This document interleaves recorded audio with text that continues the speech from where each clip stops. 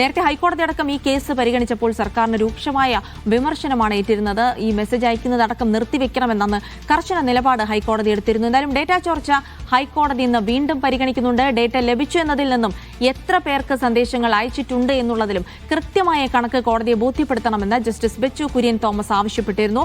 മുഖ്യമന്ത്രി നേരിട്ടിടപെട്ട് രാഷ്ട്രീയ പ്രചാരണം നടത്തുന്നുവെന്നായിരുന്നു ഹർജിക്കാരുടെ വാദം. എം കെ ഷുക്കൂർ വിവരങ്ങൾ നൽകും. ഷുക്കൂർ, നേരത്തെ ഈ കേസ് പരിഗണിച്ചപ്പോൾ വലിയ വിമർശനങ്ങളാണ് സർക്കാരിനെതിരെ കോടതി ഉന്നയിച്ചത്. അന്ന് പലതരത്തിലുള്ള രേഖകളും കണക്കുകളും ഹാജരാക്കാൻ സർക്കാരിനോട് ആവശ്യപ്പെട്ടിരുന്നു ഹൈക്കോടതി. ഇന്നിപ്പോൾ കൃത്യമായ കണക്ക് നൽകേണ്ടതുണ്ട്. ഒപ്പം തന്നെ കേസിൽ ഇന്ന് എന്ത് നടപടിക്രമങ്ങളാണ് ഉണ്ടാവുക? ജിൽസി, സർക്കാർ ജീവനക്കാരുടെ ശമ്പള സോഫ്റ്റ്വെയറായ സ്പാർക്കിൽ നിന്നും ജീവനക്കാരുടെ വ്യക്തിവിവരങ്ങൾ ശേഖരിച്ച് അവർക്ക് നിയമവിരുദ്ധമായി മുഖ്യമന്ത്രിയുടെ ഓഫീസ് സന്ദേശങ്ങൾ അയച്ചു എന്നുള്ളതാണ് ഈ ഹർജിക്കാർ ഉന്നയിക്കുന്ന ആരോപണം. ഇത് സ്വകാര്യതാ ലംഘനവും വ്യക്തിവിവരങ്ങൾ ദുരുപയോഗം ചെയ്തതിൻ്റെ ഒരു തെളിവുമാണ് എന്ന് ഈ ഹർജിക്കാർ വാദിക്കുന്നു. സെക്രട്ടേറിയറ്റ് ജീവനക്കാരനായ അനിൽകുമാറാണ് ഈ ഹർജിക്കാരൻ.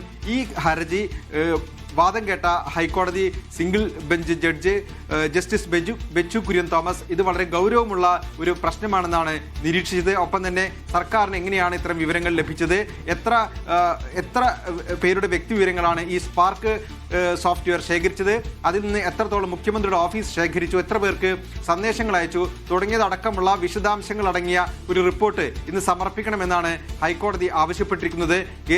കേസിൽ 202 നമ്പറായിട്ടാണ് ഇന്ന് അത് ലിസ്റ്റ് ചെയ്തിട്ടുള്ളത്.